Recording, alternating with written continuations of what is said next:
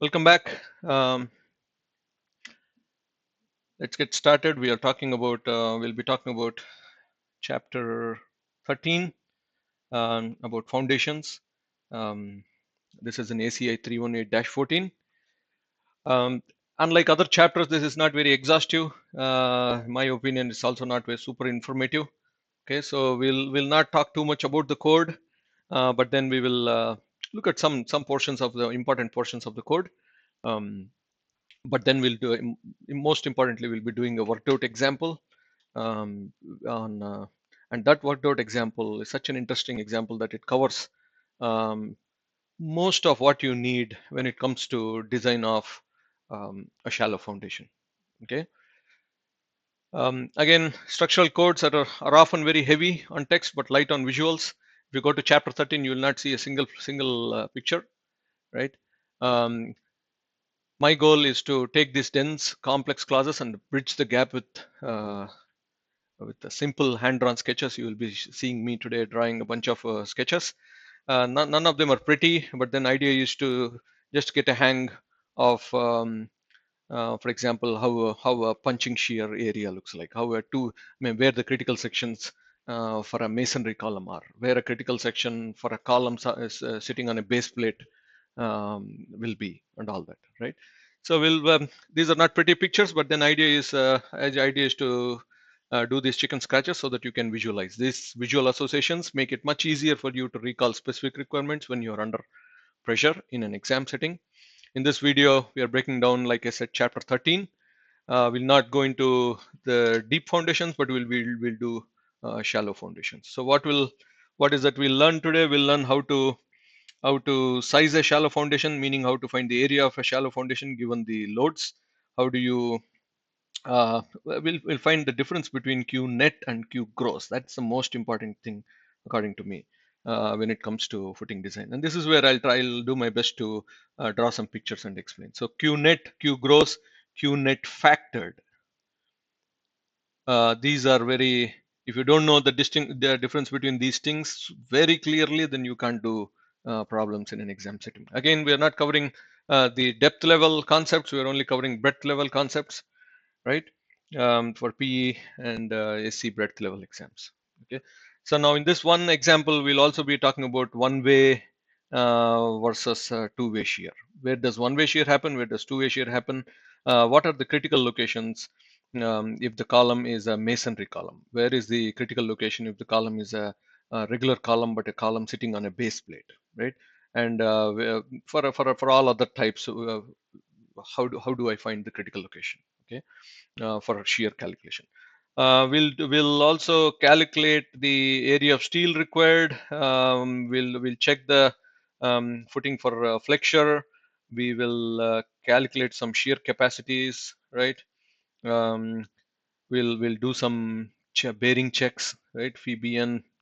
We'll do those bearing checks. We'll also most importantly, the development length. All the concepts that we learned earlier. So we talked about um, VC plus VS business, correct? We talked about how you can calculate the bearing stress, right? Remember that square root of A2 by A1. What is A2? What to A1? We will put all those concepts to use in one worked out example, and we'll do that worked out example on a footing.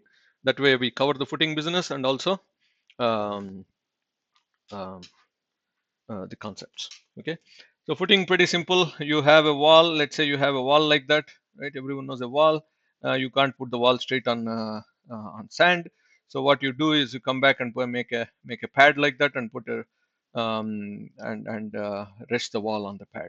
Idea is to take the load from the wall, disperse it to a wider area so that the soil can handle it. Soil is not as strong as concrete, so you cannot provide only this much area. You need to provide a wider mat. Okay. When you have a single column, so that's called a wall footing or wall foundation, right? When you have a when you single column and you cast a mat around that column, then you call it as this is an isolated footing, right? Isolated footing or isolated foundation, whatever. Now, if the soil here is not strong enough, but you have a strong layer somewhere here, which is pretty deep. So what you do is you come here and instead of resting the slab on soil, you drive piles into concrete into the soil, and then rest the slab on the piles, so that the piles transfer the load from here. Load from here will go to the slab. Slab is pretty thick, and slab is going to distribute the load onto the piles. Each pile will take a share and then distribute it to a stronger medium. When that happens, we call it a pile cap and a pile foundation, something like that. Okay. Um, Many times we also do, let's say here is your property line, this is your house on the right left side, this is someone else property on the left, this is you on the right, this is someone else property on the left, but you have a column that you want to support. Now you can't go into the others property and cast a isolated footing there. So when that happens, what you do is you find out another column and then try to club the mat. So in this view, this will look something like you have a mat like that. You have one column here, somewhere here. You have the other column somewhere here, right? We'll talk about in detail, but then let's say the P1, this is P1 load coming onto it is P1 load coming here is P2, and the eccentricity on the resultant of P1 and P2, let us say it is here. Then you want to size the foundation with this particular mat so that the center of gravity of the mat, let us say this is L, the center of gravity of that mat is at L by 2, right? That center of gravity coincides with the center of gravity of your resultant force PR, correct? So when that happens, the pressure under the footing, the pressure that soil applies onto the footing would be uniform, and when it is uniform, life becomes easier, and it is easy to run a bunch of numbers on it. Okay. So we'll see that problem might be a little difficult to cover in this particular session, but we will. That's an important problem, and we'll cover it in maybe next class. Okay, so that's another type of foundation. Now if the soil is super weak and you don't want to avoid, you want to avoid differential settlements, the bunch of columns, then you can put all those columns on one particular slab. So that is called a mat foundation, right? So this entire slab is pretty rigid, and load from the columns are being distributed onto the slab, and the slab is rigid, so it does not allow differential settlement between column 5 and column 9 here. Okay, so most probably, I mean, you'll not see differential settlement. If the settlement here is zero 0.5 inches, this will be close to 0.5 inches, something like that, because of a very rigid mat. So this is called a mat foundation. Okay. Um, that's about the different types of foundation. I'm at least for the breadth type of business. Need to understand that the design, um, I mean, soil mechanics. Um, I mean, your concrete footing is made out of concrete, and concrete has to be designed with LRFT, right? But the building analysis can be done in the structural analysis. That means the analysis to find out the loads that are coming onto the footing. They can be a product of either they can be loads from ASD, or they can be loads from LRFT, right? Um, so when it comes to ASD, so let's say the design and you're doing an ASD, allowable stress design versus LRFT.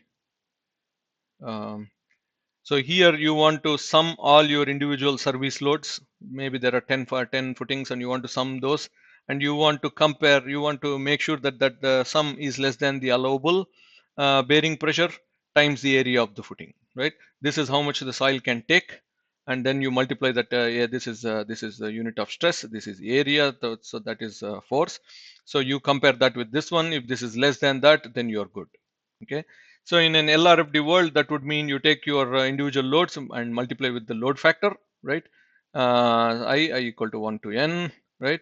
And then you compare that with here is the strength reduction factor, and there is a nominal bearing capacity, and then or now this is the nominal resistance or whatever. Okay, you can think of it as some nominal bearing capacity times the strength reduction factor times the area of the footing. Okay, so for now there are two different philosophies available, and then loads can be from uh, these two different methods. Okay, now if you think of limit states, of soil. So how can the soil fail, and how can, then we'll talk about limit states um, of footing.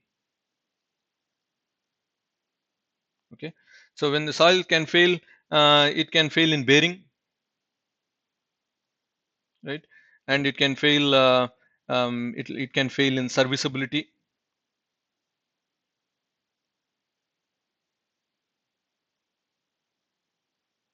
Okay, that means here there is differential settlement. Remember, we talked about the mat foundation. There might be high um, differential settlement. Okay, the high differential settlement between one column the other column. The soil can fail in bearing, serviceability, or soil can fail in excessive settlement. Okay, so there might be excessive settlement underneath the soil. When it comes to, and we'll see how we can avoid these different limit states, but then this is how soil can fail. Now when it comes to footing, the footing can fail. Footing is concrete, right? So it can fail in flexure, right? And it can fail in what, in bearing, right? So if you have your column like that, and you have your footing like this, if load is too much, then the footing wants to, the soil is pushing like that, so the footing wants to bend up like that. The entire thing wants to bend up like that, right? And then this might fail in flexure. Or you have your column there, uh, and then here is your footing, right? And at this interface here, at this interface, you have a load coming and suddenly changing it to a wider area. So at this interface, the concrete might fail in bearing there, right? Or shear can happen. Let us say this part, soil is applying a pressure like that, and it is trying to shear this piece out of this thing. That means in a top view, a crack might like that might occur, right? Soil wants to shear that piece off. When that happens, a shear failure can happen, right? Or if you have, you're having flexure, but you are not sufficiently anchored your flexural reinforcement. Here is the reinforcement bar at the bottom, and it is not properly developed. Then the footing can, inadequate anchorage might happen. So there will be inadequate anchorage. Okay, so flexure, it can fail in flexure, it can fail in bearing, it can fail in shear, and then it can fail due to inadequate anchorage. Okay, now let's look at the load distribution. I mean, typically, if you have a pretty simple, there's nothing complicated here, but let's say you have a footing like that, and then you are trying to load it like this, concentric, without any eccentricity. So here is your P, then there is soil here underneath, right? Then the soil is going to apply a uniform pressure like that, correct? Now what happens if instead of me applying the pressure there, if I apply, or let's try this again. So you have a column like that, right? And you apply, instead of the, if it is concentric again, the pressure will be uniform. If the P is acting without any eccentricity, then it will be uniform. If you have a column like this, and then let us say you, instead of the load being exactly here, you move it slightly away, then there'll be more compression on this side, less compression on this side, right? So the pressure distribution can be something like this, right? So there is a Q max on this side, and there's a Q min on this side. Okay, now you take the same footing, you take the go to the extreme, maybe you apply a load there. So what happens is, uh, on this side is pretty high, but on this side it is lifting off, right? So there's a lift off which is happening, or there's a tension separating these two faces here, whereas elsewhere you have contact, right? So there's a Q max happening here, but then this portion has lost touch, and you have a pressure distribution like this, right? So when does a scenario like this happen versus a scenario like this happen? Okay, what eccentricity does the story change? And we would have learned it in our college. So let's say that I'm looking at the footing from the top. This is my L. This is my B. Um, and let us say the load is here. then it's going to produce a compression everywhere. But if the load goes beyond this region called the kernel, right, and the width of the kernel from here to here is your length by 6, from here to here is your length, that is this length by 6, and this width here from here to here is your breadth by 6, and from here to here is your breadth by 6, right? So if the load falls anywhere within the kernel, if my load is here, or if my load is here, or if my load is here, or if my load is here, if it is anywhere within this kernel, so that would ensure a situation uh, like uh, worst case would be something like this, right? But it will not be, if the load is within that region, then you will never see a situation wherein this portion has lost contact and your pressure distribution is only on that particular area there. Okay, so that's why you want to keep the load, keep the eccentricity under control, meaning you want to keep the eccentricity within this particular kernel here. So the load falls, so that if the load falls slightly here and there, let's say that the kernel is this wide. If I project this, project that, let's say this is the width of the kernel. Your load can be within this region, right? To avoid a situation like that. We want to avoid a situation like that usually. Okay. Now, how do you calculate? Let's say you have a footing, and here is the load, right? How do you calculate? This is the load A. This is area. The area of the base is in. So the area of the base is that, right? So let's say this is a square footing of breadth B. So this is B by B. So that's your area, and there's a load there. Then pretty straightforward, right? The stress is just P by A. Okay. But if you have a scenario like this, wherein you have your footing like that, the column like that, and then the P is not acting here, but then it is acting eccentrically. Eccentrically. Okay. So if this is your eccentricity from the center to there, this can be replaced by um, load acting concentrically with the moment acting like that. So M and P. The M is nothing but P times of your eccentricity. When that happens, so if you have a P and M, you can replace it like this, or if you have a P which is acting eccentrically, then uh, it can be you fall into this bucket here, either this or that. How do you find your stress? When that happens, obviously there's a high stress on one side and lower stress on one side, so there is a Q max and there is a Q min, right? So obviously, because the load is on this side, the maximum value will be on this side here, and less load on this side, so the moment is eating away some portion of the load, so you have Q min on the other side. Okay, so when that happens, your stress, your max will be P by A plus, when you have a moment, um, that moment is because of your P times of E, so P times of E by section modulus. Okay, and what is your Q sigma min? Sigma min is P by A minus PE by Z, correct? This can be replaced by M by C, or this whole thing can be M by I, M times I by Y. Okay, so this is max and this is min.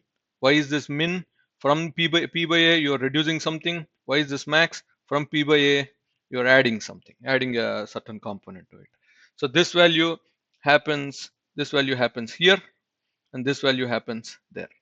Okay, and this is in the PE handbook. If you go to your PE handbook, um, you don't have to memorize all this, but if you go to your PE handbook, see this part here, that's exactly what you have a moment and you have a force, correct? And for the P is acting at a eccentricity E. When that happens, you have a Q min, and when that happens, you have a Q max, right? How do you calculate your Q max? From here. How do you calculate your Q min? From here. What do you need to calculate? You need the breadth of the footing, you need the length of the footing, you need the eccentricity of the load application. Okay, when eccentricity falls within B by 6, that means top view, you have your kernel like that. We talked about the width of the kernel, right, in both the directions. When your load falls within that kernel, within that hatched portion, that is when this particular case applies. If your load does not fall within that kernel, right, then you find your Q max from here. Okay, and like I said, this particular region there is no pressure because it is tension, right? And the soil is not gonna it's not glue wherein it sticks to your foundation, right? So it will just separate and it will not produce any pressure there. Okay, how do you find your Q max? Again, Q max is from here. What is P? P is that force, M eccentricity, P, and then your pressure distributions like that. Okay, so that information is there, and then here is another. Let us say your footing is on a mat, and you have a P, and you have a moment, correct? Depending upon where the that means, or maybe you have your P acting here, right? And that is because of the eccentricity in X direction and eccentricity in Y direction. This is EY. Why is it EY? It is the distance from the centroid to the line of action of your P along the Y direction. Distance from the centroid to the line of action of P along the X direction. That this is EX and this is EY. You know that, then you can find the forces acting on individual piles. So let's say this is P1, this is pile 1. I can find how much force is acting on my pile 1 based on the distance of the P from pile 1 in x-axis and the distance of the P from pile 1 in y-axis. Okay, so this is yi, or this is y1, this is x1, and you find based on x1, y1, and the moment applied. If you look at this formula, it contains a P, it contains N, it contains My, Xi, right, and moment of inertia of the footing. So based on all these values, you can easily calculate how much of that load is being shared by this pile, how much of that load is being shared by this pile, and all. Once you know the load on the pile, then you can analyze the pile. Okay. All right. So um, that's about the pressure. Now comes the important topic. We want to understand the difference between Q uh, gross bearing capacity, net bearing capacity, and Q net. Okay, and then we want to understand what is Q net factored. Okay, so these are the most important terms that you need to be very clear about if you really want to solve a problem on footing. Okay, so now imagine, just for that, imagine here is the footing, this is the soil. So you installed a footing, you dug it, obviously you dug the thing, and then you installed your footing there. There's no load on the footing. Okay, and then you covered the soil, you put the soil back, right? So this is the depth of the footing, let's call it df, and this is the depth of the soil cover on it, let's call that ds. Okay, now let the soil have a gamma of gamma soil, let the footing have a concrete, the footing, let's say, is made out of concrete, and the unit weight of concrete is gamma c, represented by gamma c. Okay, gamma is gamma c. So in this scenario, if you think about it, this is equivalent to you sitting on a beach. Imagine you sitting on a beach, and then you're taking your ankle, digging it deep, right? Let's say here is your shoe, and then that's your shoe, right? And then obviously you have that, and then you have your leg like that, right? There's your pant maybe, right? Then that's the leg, and then you're just sitting. Here is a pivot point, and you're sitting in a chair here. I don't want to draw you. Let's say this is the bottom of the chair. You're just sitting there, right? You're not pushing your leg down. Yes, from this portion to that portion of the leg has a certain weight, but imagine this portion is nothing but uh, is something similar to that portion there. Okay, so when that happens, your bones are here in your leg are close to the bottom, right? Because most of the time your leg is subject to bending from the bottom, right? So the positive bending, so your leg, the reinforcement is here. So imagine the reinforcement is equivalent to your bones. Will the bones undergo any stress when you are just putting your leg and then you're covering it back with soil? You have backfilled it with soil, right? So there is soil ds depth, and you have a footing made out of your concrete, and then let's say this is your weight of the depth of the footing, right? Your leg has some self weight, yes, and you have the soil on top of your leg has some self weight, but you will not see any kind of bending um, yet on your leg. Now that is because if you go back to the footing analogy, you go here, go to the footing case. Oops. Uh, so let's say this soil, right? There's no load. So this is case one wherein there's no load from the column yet. That means you're not standing on your feet. You're just sitting. You're sitting on a chair, right? And your leg is on buried into sand.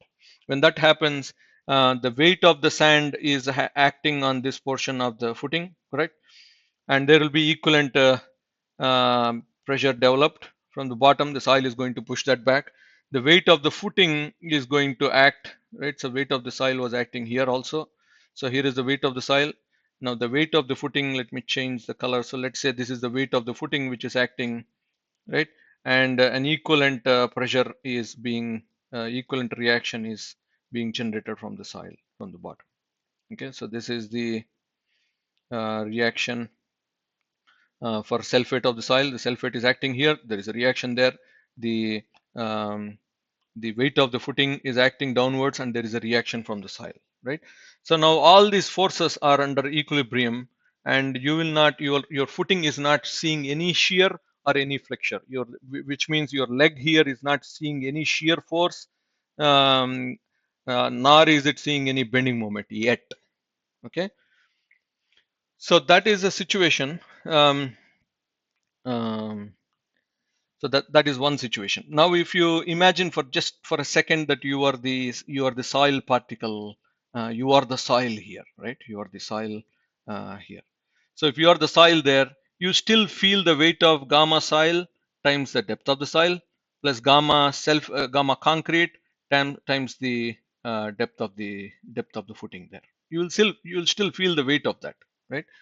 Whereas if you are the footing, you are not feeling any shear or any flexure, right? So this component of the force is not being felt by the footing. Okay. Now let's create a situation wherein you have the footing here. That's the bottom, and now you're applying a load of PC. Okay. So if you are the footing now, I mean, like I said, there initially there is a, let us say here is the weight of the soil that is acting, right? That is balanced already by a component of reaction from the soil. Let's say you have the weight of the footing which is acting downward like this, and that is balanced by a component of the, I mean, soil is applying equivalent force there. But now you stood up in the beach. Now you're standing. Your entire weight is acting here, right? So this additional PC is causing, and if my area of the footing is A, so this additional PC by A is causing a stress equivalent to PC by A. And that stress is the stress, that stress or that pressure is the pressure that is going to bend the footing upwards. Okay. So in other words, if we take a clean slate like that there again, oops, right. So your footing, if you are the soil here, let's say that it is already loaded. If you are the soil here, right, you will feel everything. Meaning you will feel your P by A, which is PC by A, that you will feel that stress. You will feel the stress due to, let's say here is the surface. This is depth of the soil, gamma soil, gamma concrete. This is depth of concrete, right? So you are the soil in this case. So in this case you are the soil. When in this case you will feel your gamma s times of depth of soil, because gamma times depth, gamma is lb per feet cube times depth. So when you multiply these two, you're talking about a PSF, lb per feet square. So this is the stress, and then gamma concrete times of depth of concrete. You're feeling that stress. You're feeling everything. So this component is called as Q gross. Okay. But if you are the footing, you are not worried about. But for the footing design, because we made it clear in the previous example, this part is not being felt. This part is not causing any flexure or shear in the footing. Okay, so if you take Q gross, you take Q gross and you subtract this component minus gamma S times of ds minus gamma C times of dc minus any dead loads and all that. If you do that, then you get your Q net. Okay, and it is the Q net. Sorry, it is the Q net. You take that net pressure, you multiply with your area of footing, then that should be equal to the applied load PC, right? So if you are finding the area of the footing, you want to take your PC from service loads, right? These are not factor loads. That's very important. You're taking PC from the service loads. You are dividing with the Q net bearing pressure. So many times geotechnical, I mean, always geotechnical engineers, they give you Q gross. Okay, so they are giving you Q gross, which also has that component. So from the Q gross you have, but you have to find out the area of the footing, you need Q net. So you take Q net, you subtract this component from the Q net to get the from the Q gross to get the Q net. You take the loads, a portion of it might be from dead load, a portion of it might be from live load. You take the loads, you divide it by Q net, then you get the area of the footing. Okay, and you use that area and do all the design checks on that particular area. Okay, I hope it is clear. If not, one last time, this is the footing. The footing, the forces that cause shear and bending moment in the footing, which trouble this reinforcement, bottom reinforcement here, are not is not. I mean, the force is not because of the Q gross. It is because of Q net. Okay, now Q net is Q gross minus this overburden pressure, right? This is a depth of soil times of gamma soil, depth of footing times of gamma footing. Okay, so ds times of gamma s plus dc times of gamma c or df gamma c. Once you subtract that component from your gross, you get Q net. You take the Q net, right? You multiply with the area on unknown area required, area question mark, is your that should be equal to the forces that are acting on. The force might be, a portion of it might be from dead load, a portion of it might be from live load. So this is P dead plus P live. Okay, so to size your footing, that is the area that you will be using in your I mean, that is, you will be using Q net to find this area. How? A is P dead plus P live, known from the problem statement, divided by Q net, given to you by geotechnical engineer. Geotechnical engineer gives you that, but then you are intelligent enough to subtract this component to find out your area. So that will be your area of footing. Okay, but now there is a small twist in the story. Now you have the area and you are trying to design the footing. When you say design, you are designing concrete for ACI 318, right? And concrete design is all about factored. Concrete design is LRFD, right? So that means you need to convert the net Q net, which was based on service loads, into Q net ultimate or Q net factored. Sorry. Okay, so you have to somehow convert it into QNet factored, and that QNet factored is nothing but you take your dead load but multiply it with 1.2 factor, right? Plus you take your live load and you multiply it with your live load factor. Now divide it by area. Okay, and that will be your QNet factored. Why do you need this QNet factored again?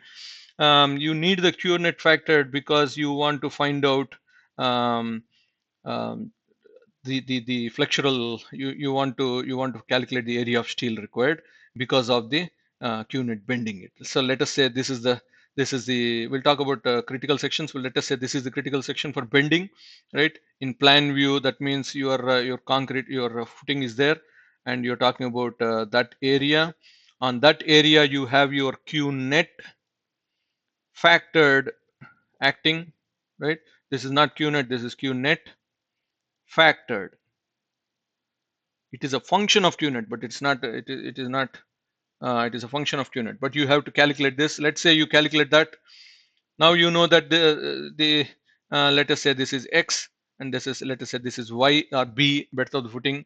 So your x times of breadth of the footing on this, there is the pressure of q net factored, right? So that times this is the force. It is acting at um, x by 2, right? So that force is acting there, x by 2. That is your moment. So you design your section. This is the moment demand. You design your section for this particular moment. Okay, is it clear? Hopefully that is clear. So this, again, this is not q net. This is footing, the bottom, the force that is acting. Let us say this is the critical section at which you are calculating your bending moment. Now the force that is acting at the bottom, because I mean because of the soil, because footing design is based on ACI 318 and this is LRFD, right? You need to find out Q net factored. Okay, how do you calculate that? Q net factored is nothing but your factored loads divided by area. How did you get your area? You got your area from the previous step. What did you do there? You took the service loads, P dead plus P live, you divided that with your Q net, and you calculated your area. Okay, area might be 112, but maybe you will round it off and provide a proper area. So this is the area required, but you round it off to the next decimal based on your breadth and length. So this might be area provided. So you take the area provided and then use it here to find your qnet factored. What do you do after you get qnet factored? Qnet factored is your force from the bottom. That force is acting at the centroid here. If this is a cantilever beam, so if this is the whole thing is x, the force is acting at x by 2, right? You know the force, you know the centroid. I mean, you know the pressure. Then you multiply this pressure with your x times of b, the dimension normal to the screen, right? Meaning from top view again, that particular area is this area. This is your x, and this is your b. You take this pressure, multiply with that area. That's the force acting at this location, and then you take the moment about it, about this particular section here, right? Find that moment, and that is the moment you use to design your reinforcement. That is the force, that is the pressure that you will use to calculate your uplift and all that. Sorry, the shear and all that. Okay. So one last thing before we get into um, the worked out example. If you have a footing like that, let's say this is concrete, this is concrete. Okay. Now the soil is pushing from the uniformly or whatever. Let's assume uniformly pushing from the bottom. Okay. One way shear happens if this is if this is the depth of the footing. Let's say this is the reinforcement. The depth is from the top fiber to the center of the reinforcement. If you have two layers, then it is to the middle, right? Just to be clear, if you have one reinforcement like that and if you have another reinforcement like that, your depth should be taken from here to here. That is your depth, right? That's average of these two. Okay. um, so the depth, the depth is d. Okay, now now let's talk about one way shear. One way shear happens at a section 1 1, which is at a distance d from the face of the support. What is d? D is depth of the footing.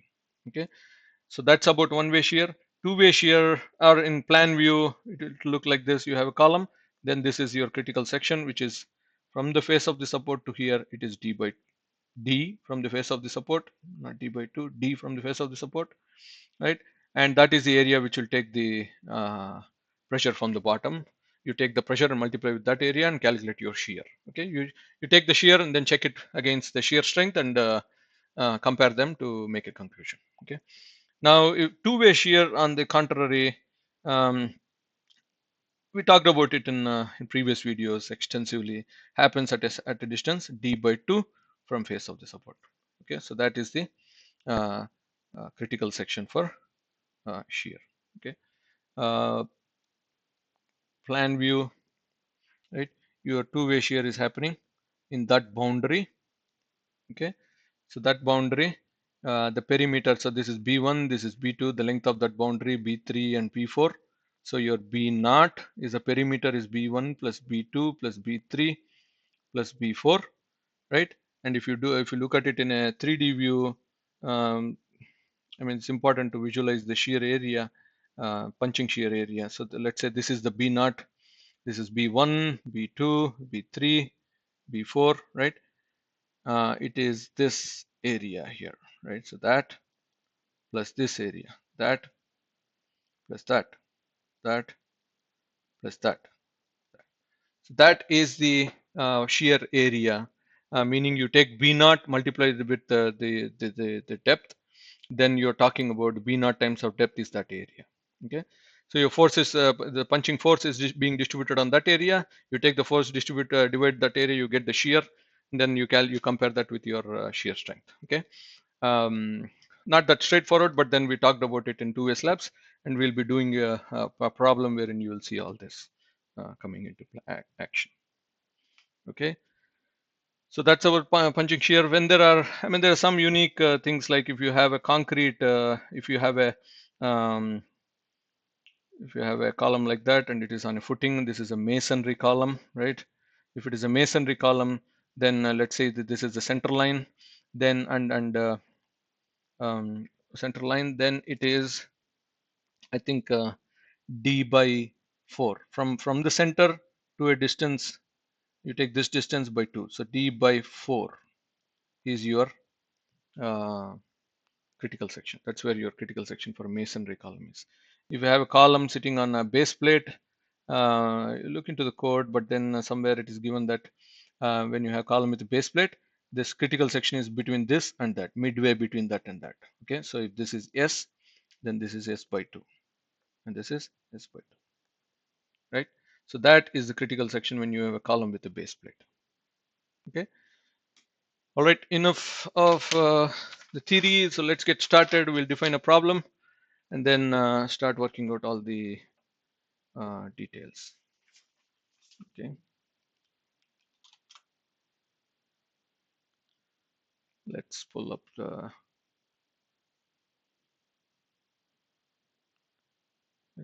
content. Okay, so we are here. So let's describe the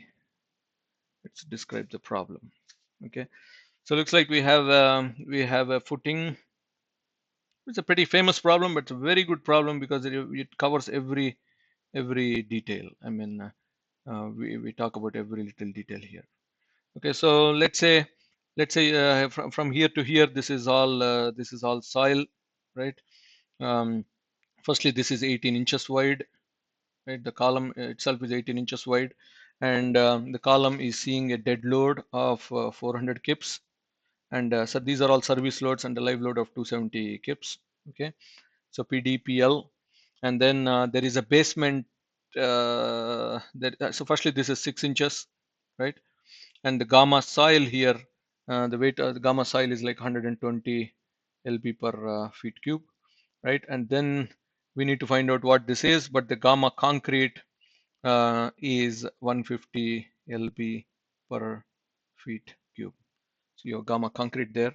Okay, now imagine there is a slab here. This is the basement slab, right? And that is also made out of concrete, and that concrete is 6 inches thick. Okay, and the gamma concrete is 150 lb per feet cube. Okay, and on the top of this, let us draw some live load. On the top of this floor, there is some load acting. Okay, and that load is 100 psf. Okay, so we have a footing. We need to find out the depth of the footing and all that. We need to find out, calculate the reinforcement. We need to calculate the development, a bunch of quantities to calculate. But all that we are given is dead load is that much, live load is that much, the width of the footing, the width of the column, B column, let us call it as 18 inches. Okay, we need to obviously find out what this B and D are. Let's design a square footing, so it will be B and B. Okay, and then the FC prime of the concrete is 3000 psi. Okay, and then the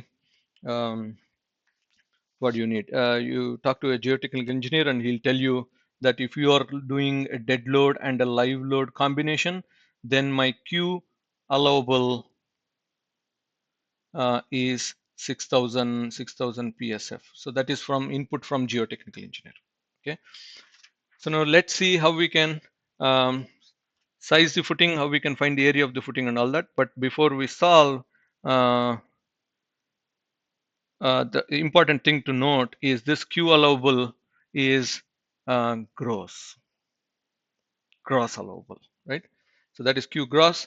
So from Q gross, you want to calculate your Q net, okay? But we know that Q net is nothing but P service loads divided by your area, right? What is your service load? You have a P dead plus a P live divided by your area. We don't know the area, right? So Q net is nothing but your 400 plus 270 10 cube, because we're converting into pounds, divided by your area, REQUIR area required. Okay. But we know that Q net is Q gross minus a bunch of components. Those are your gamma soil times of the depth of the soil plus gamma concrete times the depth of the concrete plus any additional dead load. In this case, you have 100 PSF from here. Okay, acting a live load acting on that particular, or a load acting on that particular basement slab. Okay. Um, and you also have another component, which is this concrete here, which is acting. So let us say this is concrete 1. Let's say this particular part is concrete 1, depth of footing, right? And then you have another concrete 2, which is this concrete here, right? And then the height of that concrete. Okay. So to proceed, unfortunately, to proceed further, you need to again one last time. This is the soil, right? You have soil here, you have soil there. So QS times of lambda gamma S is the unit weight of soil times the depth of soil, that is the pressure caused by the soil. This is concrete 1, and depth, you have a footing of a certain thickness. So if you know the thickness of the footing, this one here, then you multiply that with your gamma concrete to find out the pressure. This 100 is because of that 100 PSF imposed load. And then you have concrete 2, which is the thickness of the basement slab, which is 6 inches thick here, right? And you delete that. So the only unknown here is DF. So let us assume that this particular footing is like 32 inches. Okay. Seems pretty high, but then the loads are also high, so it has to be that much. It's an iterative process, but I assume that we nailed down the iteration, and this is 32 inches. Okay. So now we assume the thickness. So now we must be in a position to calculate Q net as Q gross, which is 6000, right? Minus our soil density is that much, whereas the thickness of the soil is 6 inches. Our concrete density is this much. Thickness of the concrete slab is that much. We are talking about this slab here, right? That is 6 inches. So 6 by 12. Now there is 100 PSF, which is 100 PSF. Now there is a 32 inch, meaning 32 by 12 thick concrete times of 150 lb per feet cube. And you do all this, you get your Q net as 5365 PSF, which is a big achievement, right? Because once you know Q net, uh, then you can size your area. How do you do that? Q net is your P service loads divided by area required. Or area required is, take the P service loads, one is 400, right? The other one is 270. These are kips. So 10 cube pounds divided by Q net, which is 5365 PSF. Okay. So then you get your area in square feet, and that area required happens to be 124.88 inch, feet square. Okay. So assume a square footing. So area is B square is equal to 124.88.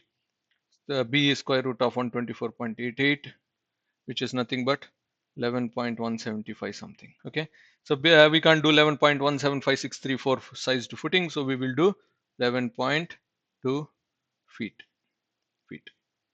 because this is SFT, right? So what did we do here? We took the area, we took the Q net, we took that value, we took our service loads. How do you know service loads? Given in the problem statement, 400 by 400 plus 270. This is dead load, this is live load. 10 cube, made it into pounds and divided that by the net area to find out, because this is the service load is what is causing the Q net, right? Not the weight of the footing, not the weight of the soil, not the weight of 100 psf. So what is happening to the 100 psf? Who is seeing that load? Who is seeing the weight of the concrete slab? Who is seeing the weight of the soil? Someone is seeing it. Yes, if you are the soil, you will feel all that, and you are that is the and you compare that with the gross bearing, gross allowable stress. But the footing will only experience, I mean, the forces in the footing will be induced because of your uh, Q net. Okay, so we found out the breadth of the footing, so let's keep going, right? So we found out the breadth. Back to business. What do we want to do now? Let's um, I mean, firstly, we calculate B is equal to 11.2, but then area provided is B square, right? So that is 11.2 feet times 11.2 feet. That is roughly, um, what's that? I don't have a calculator, but that's about 11.2 feet times 11.2 feet, whatever it is. Okay.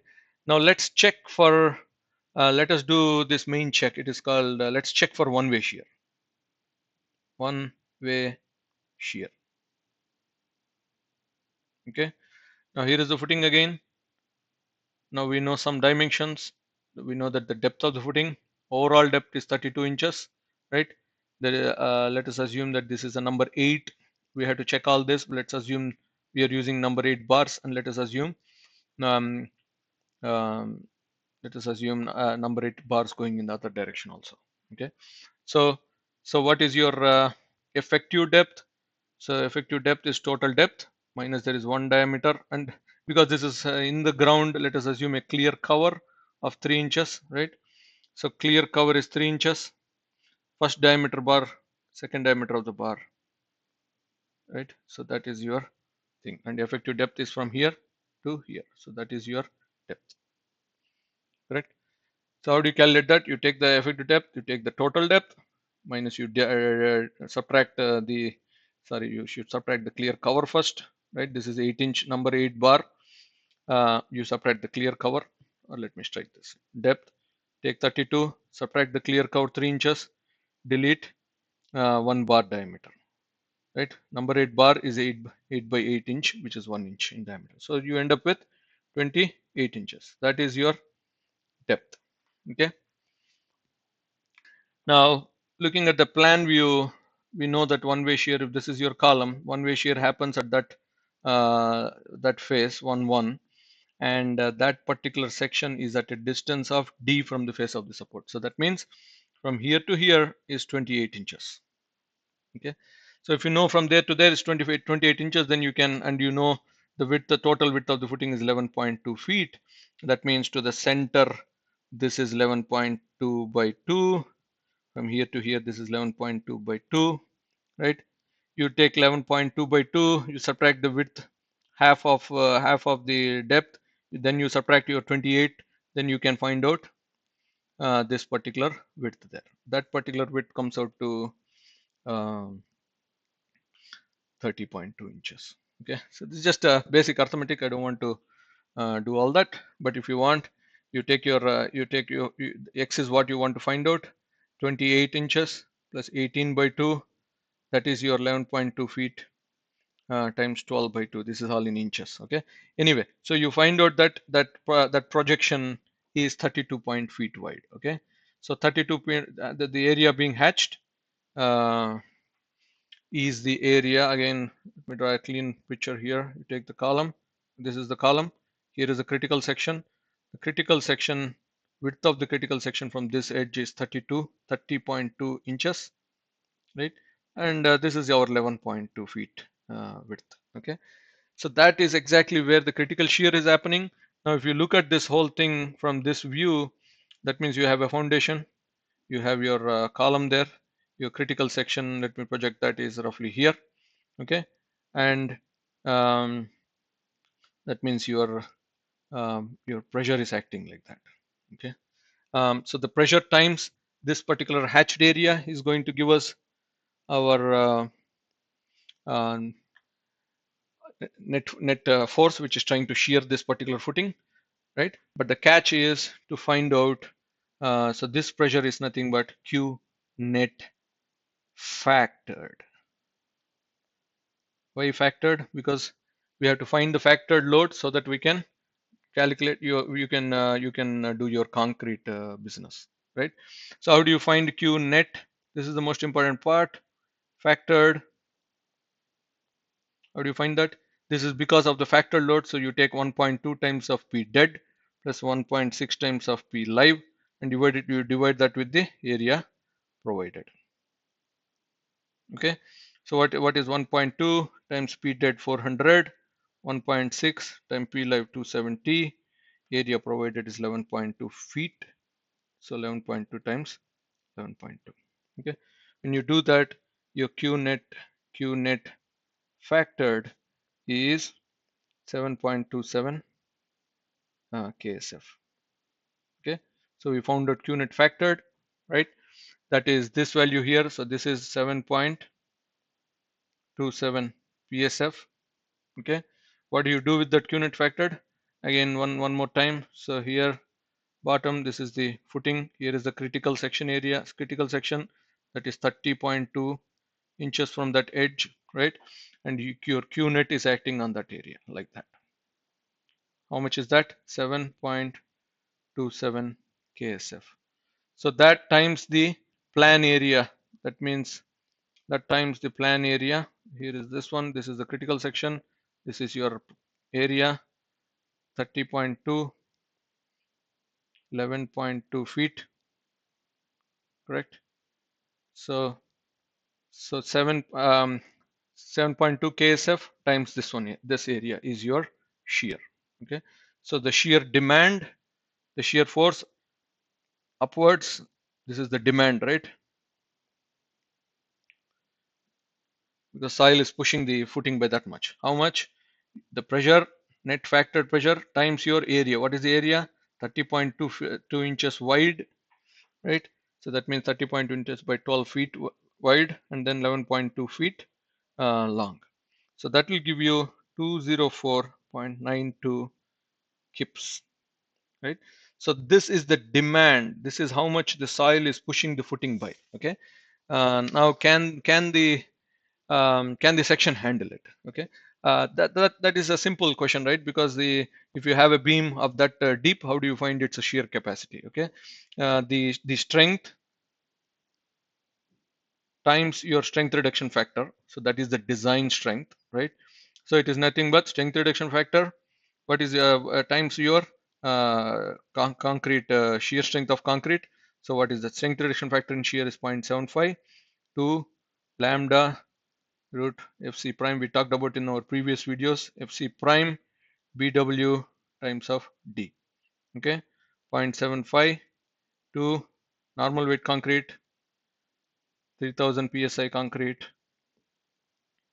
The breadth taking that shear. This entire width here is taking your shear, right? So the BW term here is nothing but 11.2 feet times of 12. If you want it in, because this is in PSI. So this is 11.2 feet times 12 is your inches. And what is the depth of concrete? We calculated that again. This was 32 total depth, but you subtracted the cover, subtracted reinforcement, subtracted and went till here. Okay, and that was 28 inches. So that is 28 inch.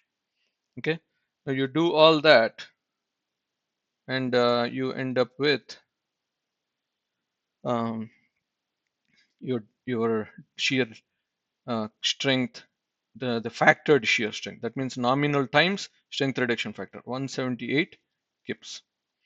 So this is the strength, factored strength. This is how much shear can, this is how much concrete can handle. But this is This is how much is being applied by the soil. I mean, this is how much this soil is pushing the footing by, right? So strength is greater than the load, or strength is greater than the demand, so we are good. So 204.92 is less than the 309.178 strength, so we are good in one way shear. So this is okay, right? So that's how we calculated one way shear. Now let's go to two-way shear. Right? That's a good thing about this problem. We can talk about two-way shear, one-way shear, development length, and all that in one problem. Okay, two-way shear. Here is the footing. It is like that. It happens. This is the critical section at which it happens. Section 2, 2. Section 2, 2 is at a distance d by 2 from the face of the support. D is not this one. D is the depth of the footing. Here is a reinforcement bar. There are a bunch of bars here. D is to that interface, small d. Okay. Now in a plan view, that's the 11.2. This was 11.2, right? 11.2 feet by 11.2 feet. But you have a small column there, 1.5 feet, 18 inches column, right? Now the critical the two-way shear plane is not is all round, unlike the one-way shear plane. So that is the two-way shear plane.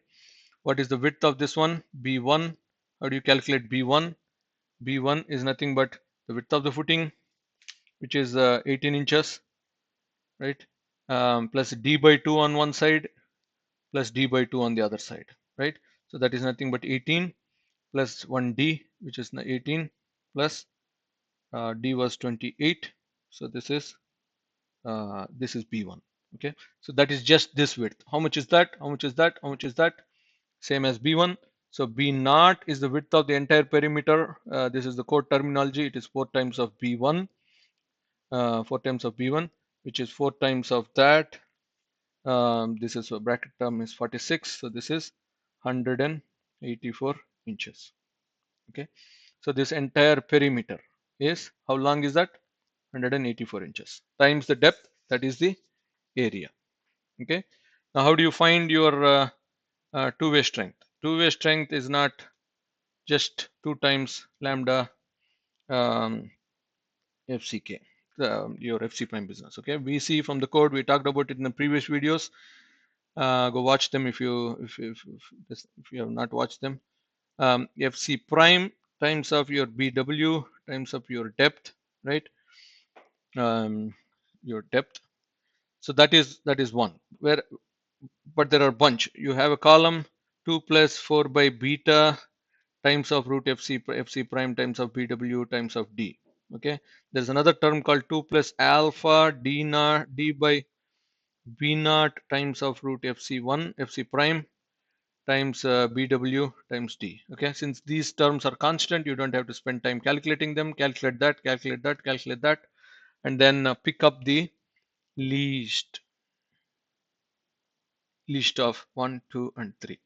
Okay, so if you do that, alpha for an interior column, you need to remember that 40. Alpha for a corner column only has 2 edges, 20. Alpha for an edge column, meaning you have a slab like that and your column is somewhere there, right? This is an edge column, only 3 sides, so 30, right? So you remember the alpha values, plug everything. None of these control. This will not control. This will not control. This will only control. Okay, so because that is the least. So what do you do? How do you calculate now? How do you proceed? Because we know that this controls. Our VC is 4 times of lambda is 1.0, FC prime 3000, BW is this 184, D is our depth 28 inches, right? So you calculate all that and you find out that this is a nominal strength is 128.74 kips, right? That is your nominal, but you want the design, so you multiply that with a factor 0.75 times 112.8.74 will give you 846.59 kips. Now what is that? That is how much concrete can handle. Okay, but what is the demand? So the demand is coming from where? The demand is coming from the soil pushing your foundation up. So the soil, so here is the footing, but then here is the critical perimeter, right? So the two-way shear, we talked about this exhaustively in two-way slabs, right? So the two-way shear, the area, the tributary area for this shear is everything within that boundary, right? Correct. How do you calculate that area? How do you calculate this hatched area? You take the entire area, 11.2 times of 11.2 feet minus what is this in feet? So that I think that was, if you take that, that is 3.8, because 184 divided this was 184, you divide that by 12, 3.8. So you 3.8 times 3.83 is the area there that needs to be deleted. So the hatched area is um, is that much. Okay. Now you take that area and how do you calculate the push? Now looking at it from this view, that's the foundation. Your net factored is pushing the foundation, is acting on that area. Okay. So you take this area and then you multiply it with Q net factored, which is 7.27, right? A times of Q net factored, what is area times stress, is force, that is the demand. So that demand is the area is the net factored is 7.27 KSF times of area is 110.748 or something like that, PS SFT square foot, right? So when you do that, you get pounds, you convert that into kips. That is 805.11 kips. So that is the force. This is the force coming onto it. This is how much the concrete can handle, right? This is less than that. So we are good. We are good in what? Good in two-way shear. Okay. So for two-way shear, most importantly, you need to realize that this is the hatched area is your area, and on the hatched area you have your Q net factored acting at Q net, not Q net, Q net factored, pushing it and trying to shear off, right? So that's the capacity. This is the demand. Compare capacity with the demand, and we are good. Okay. Now let's finish the last part. Hopefully, now let's check for flexure,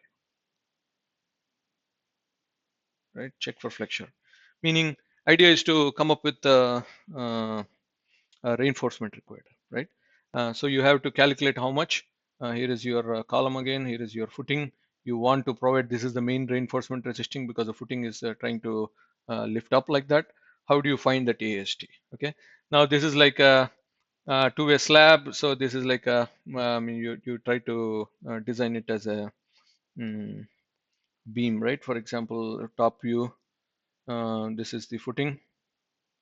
This is the critical um, plane for bending, right? That's the most important detail here. And that means you have this much area being on which your Q net factored is acting. Q net factored is acting. Okay. So yeah, and you need to design the section and provide enough reinforcement. Okay.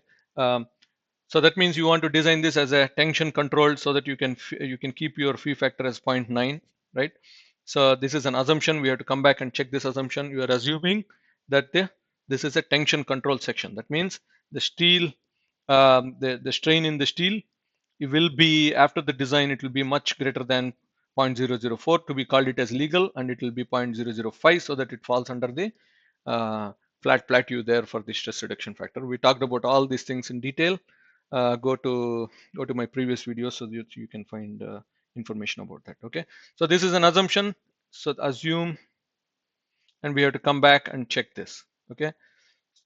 Now to ensure that this happens, what you need to do is you need to you j times of d, right? The depth of neutral axis. You assume that as 0.976 times d. That's a common thing. The depth of stress block has to be assumed, and then we calculate it. So here is the reinforcement, right? So you will have your compression block like that, correct? And this is the compression block. It is not the depth of neutral axis. Compression block, depth of compression block. Here is the steel, correct? Uh, from the centroid to of the compression block to the centroid of the reinforcement, it is j times of d, lever arm, right? So you assume that the lever arm is that much, which is 0.976 times your depth is 28. So you end up with 27.3. That is your JD. What is the use of JD? How do I use it? You know phi times of m nominal. That is our design moment. We don't want m nominal. We want to reduce the m nominal by zero point 0.9 to calculate our design moment. And that is nothing but FST times of AST. Um, sorry, phi times FST AST into your, usually it is d minus a by 2, but in this case we assumed our lever arm FST into area of steel into j times of d. This is nothing but this is the JD. Okay, so in other words, indirectly you are making an assumption here on the depth of the neutral axis. Okay, so how you calculate that? That is 0.9 60 10 cube steel, area of steel unknown. This is what we need to find. um, JD has been assumed as 27.3. Okay, so everything is inches. That is your um, that is the phi times of mn. Okay, and you have an unknown in it, which is what we want to find. What do you do with phi times of mn? Your ultimate moment, coming from the soil, pushing the foundation up, should be equal to your nominal strength, nominal moment capacity, times your strength reduction factor. How do you find this value? So that value is nothing but your Q net, right? Q net times the area on which it is happening. What is this area? This is um, the area on which that is happening. Okay, so this distance is your 11.2 is still here. 11.2. This is 11.2, right? So 11.2 feet minus this is 1.5 feet. So half of 1.5 feet minus 1.5 feet by 2. So that is the width on which it is happening. This is the length on 11.2. This is the length on which it is happening. Okay. Um, uh, I did a mistake in my notes. But for now, let us assume that so the Q net Q net times your area, that is the force, times your lever arm, that is your moment. Okay, so how do you find this? What is Q net? Q net is 7270 psf. Let us assume for now that the okay, so that this distance is 58 inches. Okay, if you do this calculation, 58 inches. So 11.2 feet is this, times your 58 inches, is that inches by 12, right? And where is it acting? It is acting at 58 inches, half of the distance. So it is acting here, half, midway, right? So that's your moment. You calculate that, it comes out to 11.413 into 10 power 6 lb inches. Okay.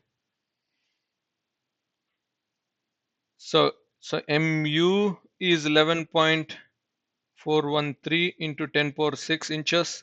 This whole thing is 0.9 times of 60 10 cube times of AST times of 27.3, right? You equate them. Why are you equating them? This is your mu, this is your phi times of mn. Mu equal to phi times of mn. So we provide enough steel so that this condition is satisfied. So you back calculate, only thing unknown here is AST. You calculate your AST and the area of steel comes out to be 7.741 inch square. Okay, So that is how much area of steel you will need running in this direction across the entire width, which is normal to the screen there. Okay, it's taking too long, so let's rush a little bit. Now, before we proceed, you have to check the assumption, right? So we assume that I mean, we know the area of steel, so we can back calculate the depth of compression block as Fs into As divided by 0.85 times Fc prime times of B. What is this? This is just, if you push this to this side, then it is just the compression, and this particular term on the top is tension equal to compression. So you do that, 6010 cube, AS is 7.74 inch square, 0.85. FC prime is 30,000 psi concrete. Breadth of the footing is the entire 11.2 feet times of 12, which is that many inches. So you calculate the A, back calculated is 1.355 inches. So that's your depth of neutral axis. Oh, no, that's the depth of the compression block. So you take the depth of the compression block divided by beta 1. Again, we talked about all these details in the previous video. Okay, compression block divided by this is the depth of the neutral axis, right? And that is and beta 1 depends upon the Fc prime of concrete. For Fc prime is equal to 3000, beta 1 is equal to um, 0.85. So take 0.85. This is your depth of neutral axis. Okay, so that means you have your slab like that, which is 32 inches, but then the depth of neutral axis is only 6 inches. So here is reinforcement. So compression, tension, right? Tension, but this is my epsilon. Yes, that's what I want to calculate. Epsilon is 0.003, right? So epsilon C by this is 1.6. When you calculate this to be 26.405, that is nothing but depth minus 1.6.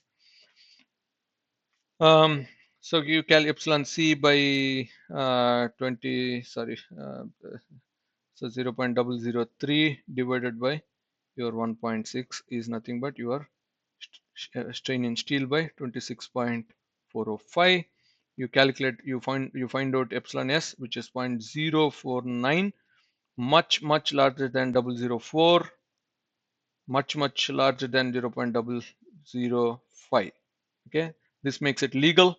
This makes it, this will put it in the tension zone. All this will tell that 0.9 is usage of 0.9 is justified. Okay, so whenever you provide area of steel, you have to come back, you have to go back and check if it is greater than minimum area of steel. Okay, and minimum area of steel, AST minimum, again this is from the code. We talked about it in detail.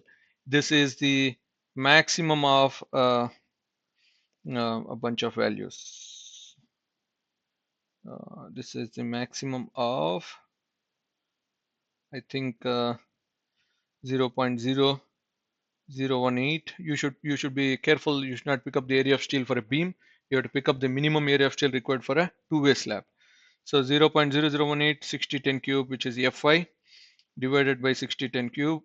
So if you have used some other steel, then gets reduced proportionally. 11 point times your A gross. A gross is 11.2 feet in inches times 28, right? So what's happening here? This is nothing but AG. This is nothing but 0.0018 per 18. So if you're using, if these two things get cancelled, that is nothing but 0.0018 times of A gross. Okay, and the other value is 0.0014 times of A gross. Obviously this is what governs, that is the maximum, and that value comes out to be 6.7 inch square. So minimum area of steel is that much, whereas we area provided is how much, is 7.27 inch square, right? And then 7.27 or what was 7.74 inch square. Area minimum, AST minimum is 6.7, 7.74 greater than 6.7. So we are good, right? So that's a small check that the provided reinforcement is good enough. Okay. Last thing we would do is we will see We will also put our development length concept to test. Again, we talked about development length in detail in the previous videos. Let's say here is your steel. This is your section carrying the maximum bending moment, right? So you want the steel to continue on either sides of your section by a minimum of LD. Okay, LD. Where do you get this LD from? Chapter. There's a chapter on reinforcement, and we talked about it in detail. So I don't want to show the same thing again. Watch my previous videos if you want to get a hang of it. So this is nothing but FC prime, Fy, Ct, C, and Ce. So this is related to the epoxy. If your bars are epoxy coated, then you reduce your strength. If you have if you have 12 inches of concrete below your reinforcement, in this case we don't, then you reduce. Then there is a modification factor. So because the concrete below this particular bar that we are talking about is not 12 inches, we don't have to reduce that. So this is 1.0 because my bar is not coated with epoxy. That is 1.0. So that comes out to be Fy is 6010 cube times 1.0 times 1.0 divided by 20 times lambda is 1.0 times root 3000 PSA concrete. That comes out to be 54. That comes out to be uh,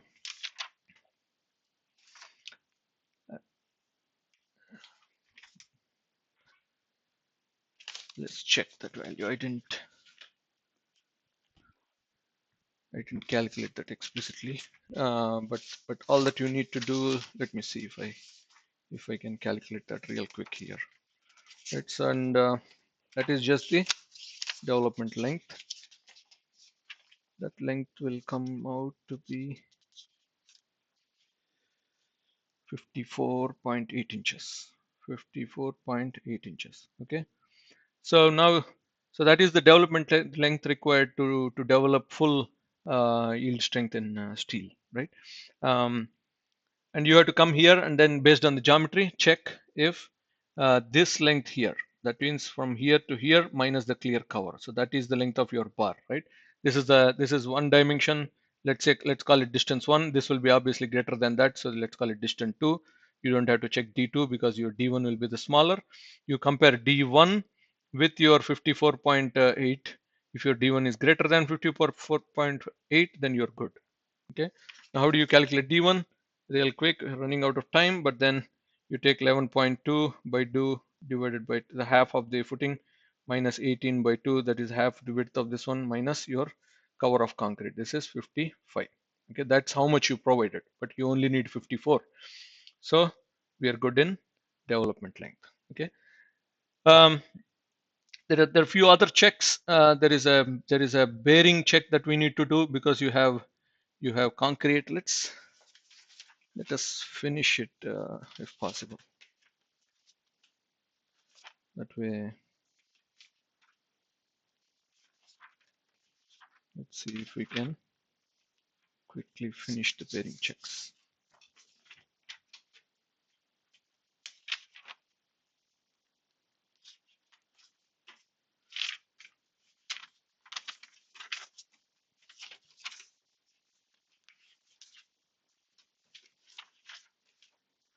Okay, so let's do the bearing checks. That way we don't have to talk about the whole thing again.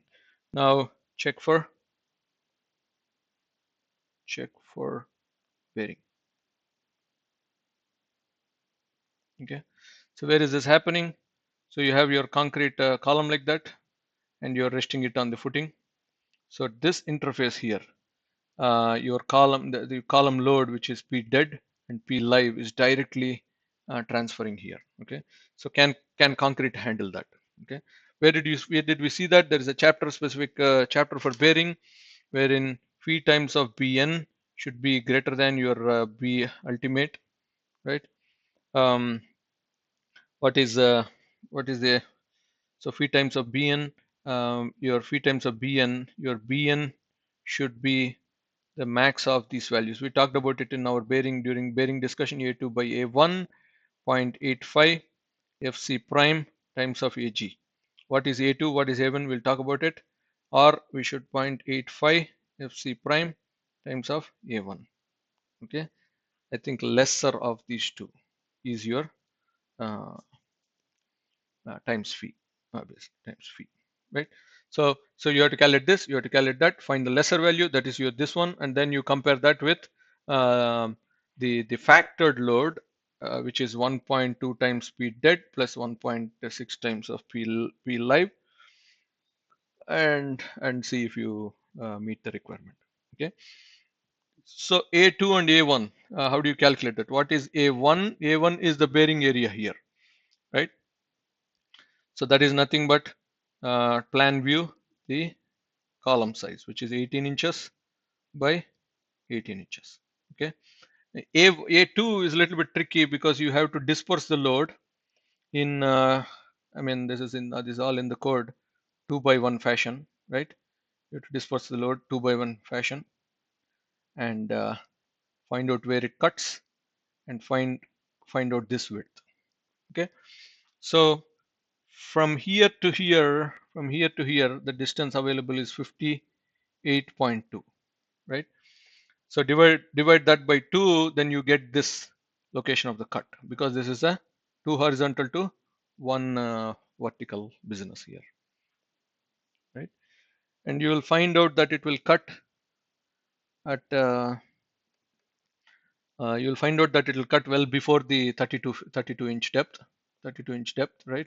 So you'll find out it will cut here, it will cut here. So this is area 2, A2. Now look at that from the top view, it is nothing but the width of your fitting, 11.2 feet by 11.2 feet, right?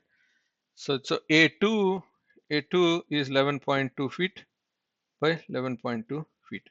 A1 is 18 inches or 1.5 feet by 1.5 feet if you're talking in feet.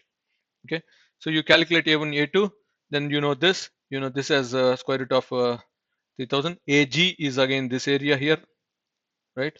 So you calculate all that, or in other words, this one will be 0.65. That is your phi factor in bearing times square root of A1, 11.2 feet by 11.2 feet, 0.2 feet by this is A2, right?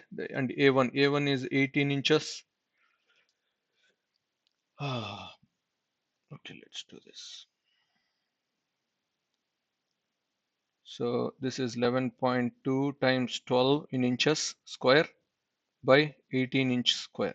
Okay, A1 by A2 into 0.85 square, just FC prime, not square root FC prime, times 18 square. So this will be close to 4 into 10 power 6. Okay, whereas the other one here, which is 0.65 times 2 times 0.85 times of FC is 3000 times of A gross is 18 inch square. This will be 1.07 into 10 power 6. This is the least value. This one is the least value. So it controls this one. So what is that again? So that is nothing but, this value is nothing but, this is in pounds. So in kips it is 1070 kips. So that is how much it can handle. But the load coming onto it is only 1.2 times of dead load plus 1.6 times of live load, PL, right? So 1.2 times of dead was 400, I think. 1.6 times of live was 270, right? So that is this value here, which is much less than what concrete can handle in bearing. So we are good here. Why are we calling that why are we saying we are good? Phi BN is 1074 kips, whereas BU is only is much less than that. BU is this fellow here, right? So that's why we are good. This is, I think, 900-ish or something like that. Kips. So this less than that. So we are good. Okay. There is another bearing check that you need to do. I will not do that here, but then just give you an idea, right? Uh, this one you are getting a P dead and a P live, okay, or you are getting 1.2 P dead plus 1.6 times P live. You're getting that load. But the bearing stress here is limited to I think 0.85 times FC prime times of A gross, right? So because the bearing stress is limited to that much, um, you need to come back and check if your stress value there is um, higher than what it is. Okay. So in other words, of course, this is a nominal. You have to multiply with that. In other words, 0.65 is the factor. Right? 0.65 is the bearing factor times 0.85. FC is 3000. A gross is the area of that footing in plan, right? Which is 18-inch square.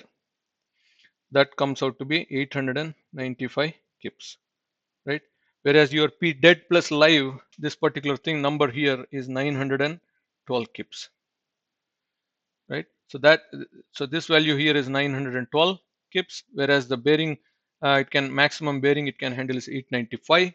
So that means concrete alone is not enough. So you have to design from 912 minus 895 for this value, that is the delta value.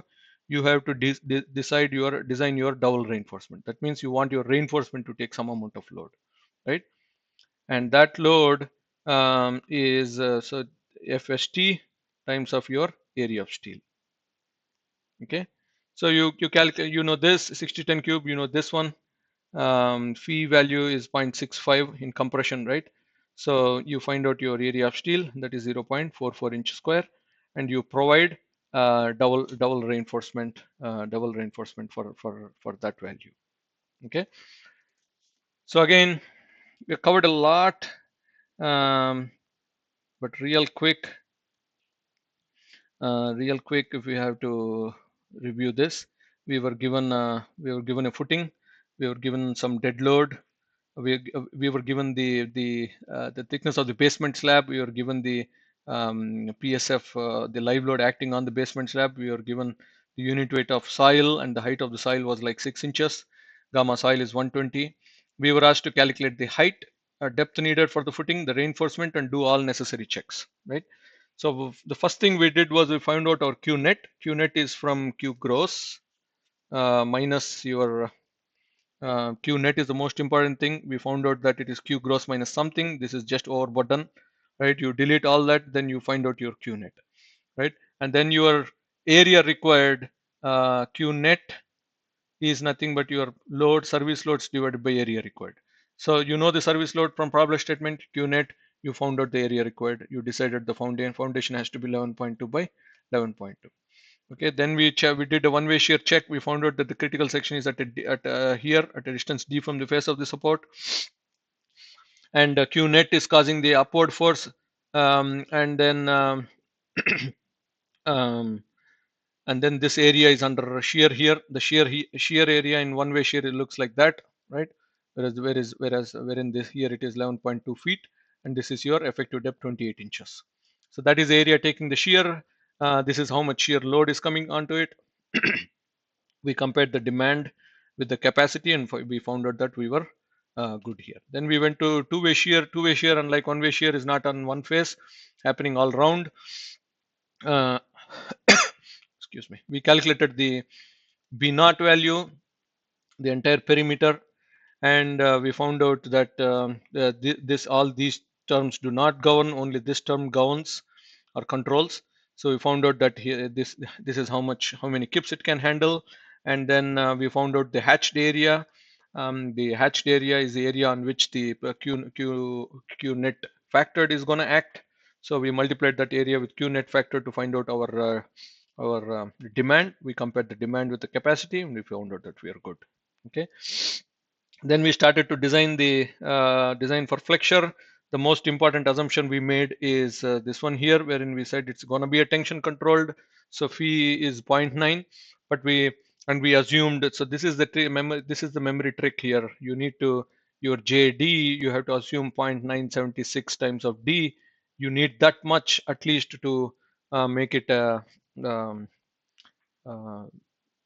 make the neutral axis shallow enough so that the strain on the tension side is going to yield um, greater than 0.004 and then greater than 0.005. Okay, so JD. So we assumed a certain JD and we calculated the moment nominal capacity multiplied with 5, found out our design capacity, right? And we compared the design capacity with the load that is coming onto it. The load that is coming onto it is that much. Design capacity is this much. We found the unknown was AST. We found the area of steel required as per 7.74 inch square. Now that area of steel provided is that much. We'll have to check it with a minimum. But then before we do that, we need to find if our compression, if the zero point 0.9 phi factor assumption is valid. So if we found out the depth of the compression block as 1.35 based on the beta 1, which is a function of the FC prime of the concrete. We found out that the depth of neutral axis is that much. From similar triangles, we found out that if that is this much, if that is that much, then what is the stress in strain in steel? Strain in steel was 0.049, way greater than 0.004, so it is legal. Way greater than 0.005, so we are under a 0.09 phi factor here. Okay, then we check the minimum area of steel required. Again, minimum steel required, this is for a two-way slab, not for a beam.